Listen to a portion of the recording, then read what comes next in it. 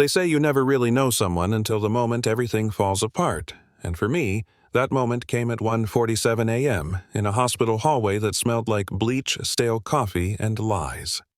I was 7 months pregnant, exhausted, half asleep, still wearing the hoodie my husband liked to steal from me, and I remember thinking I was just there to make sure he was okay.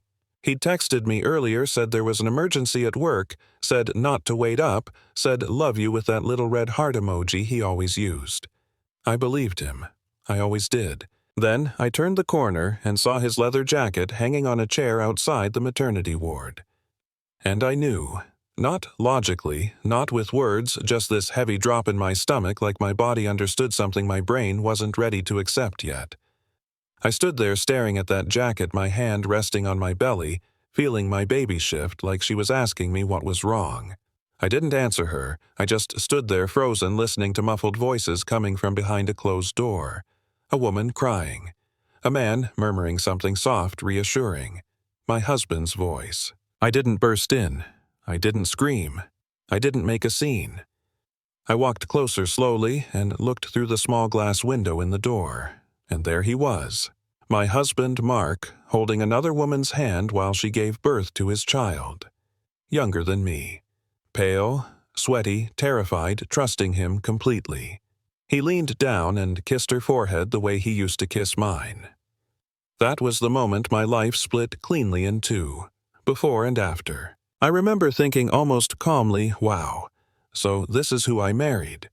I remember feeling embarrassed more than angry at first, embarrassed that I'd been so wrong, that I'd made myself so small for a man who was living an entire second life. I backed away before anyone noticed me, turned and walked down the stairs because I didn't trust myself not to collapse in the elevator. Each step felt unreal, like I was walking out of a movie theater halfway through a film that suddenly turned into something I didn't recognize. Halfway down the stairwell, my phone buzzed. A text from Mark. All good now. Headed home soon. Love you.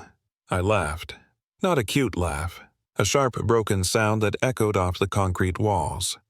Yeah, that happened. I didn't go home that night. I drove until my hands stopped shaking, ended up at an all-night diner we used to go to when we were dating. Same cracked booths, same flickering lights, same waitress who didn't ask questions, just poured me coffee and said, "You look like you need to sit for a while." I did, and I started looking. Bank statements, shared accounts, transactions I'd ignored for months because I trusted him, cash withdrawals, baby store purchases I hadn't made, rent payments to an address I'd never heard of. Piece by piece, the truth assembled itself like a puzzle I hadn't wanted to finish. By sunrise, I wasn't crying anymore. I was quiet, focused, because once the shock wears off, something else takes its place. Clarity. Mark thought I was dependent on him, thought I needed his paycheck, his approval, his sense of being the provider. I worked a modest job because I liked it, because it felt real, because I didn't need more.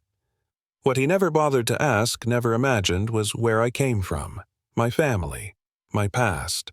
The parts of me I downplayed to make him comfortable. I called my mother that morning, told her everything. She listened without interrupting, then said, "Come home." Not my house with Mark, her home.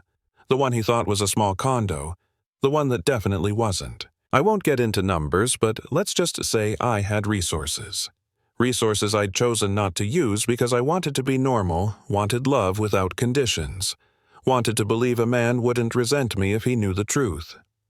That was my mistake, and it ended that morning. The next week was quiet on the surface. I went home. I played my part.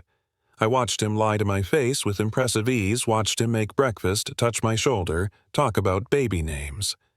I smiled and nodded while my lawyer reviewed everything. Accounts, property, the prenup he insisted on to protect himself. Turns out, it protected me.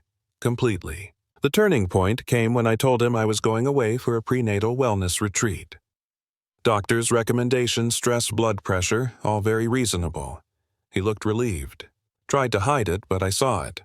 That told me everything I needed to know. Instead of going to a retreat, I put things in motion. Quietly. Efficiently. By the time I came back, I wasn't the woman who'd stood in that hospital hallway staring at a jacket.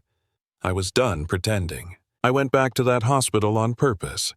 Different clothes, different posture, same calm. Mark was there, holding the baby, smiling like he'd won something. When I walked in, the look on his face was almost worth everything. Shock first, then panic, then anger. "What are you doing here?" he snapped. I smiled. "I'm introducing myself." I told the truth. Simply. Dates. Facts. No insults. No yelling. I watched the other woman's face fall apart as she realized what she'd been told wasn't real.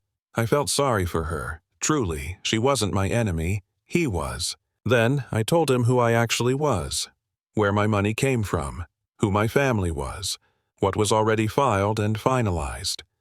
I didn't raise my voice. I didn't need to. Power doesn't shout. I left without looking back. After that, things moved fast. I bought a house I'd once been told we could never afford. I packed up 6 years of marriage into boxes and realized how little of it was actually mine. I blocked his number. I slept alone for the first time in years and felt relief instead of loneliness. He tried to fight it, tried to call me unstable, emotional, hormonal, classic stuff. Courts don't care about charm. They care about facts, and facts were on my side. I had my baby in a different hospital.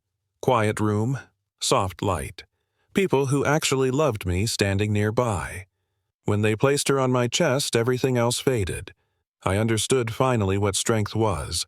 Not staying, leaving. Mark saw her later supervised. He looked smaller, older. Regret does that. He apologized. I accepted it without forgiving him. Those are different things. Here's the part people argue about. I helped the other woman, got her legal support, made sure her child would be okay. Not because I owed her, but because the baby deserved better than the mess we were handed. Some people say that was too kind. Some say it was strategic. Maybe it was both. Today, my life is quiet in the best way. I work. I raise my daughter. I sleep well. I don't think about my ex unless someone brings him up. And when they do, I feel nothing. That's how I know I won. So here's my question for you. What would you have done? Would you have stayed quiet? Would you have walked away? Would you have burned everything down or taken the long way around and let the truth do the work for you? Drop a comment and tell me where you stand. Right, wrong, justified too far. And if you've ever been underestimated, dismissed, or made to feel small, remember this. Walking away doesn't mean you lost. Sometimes it means you finally chose yourself.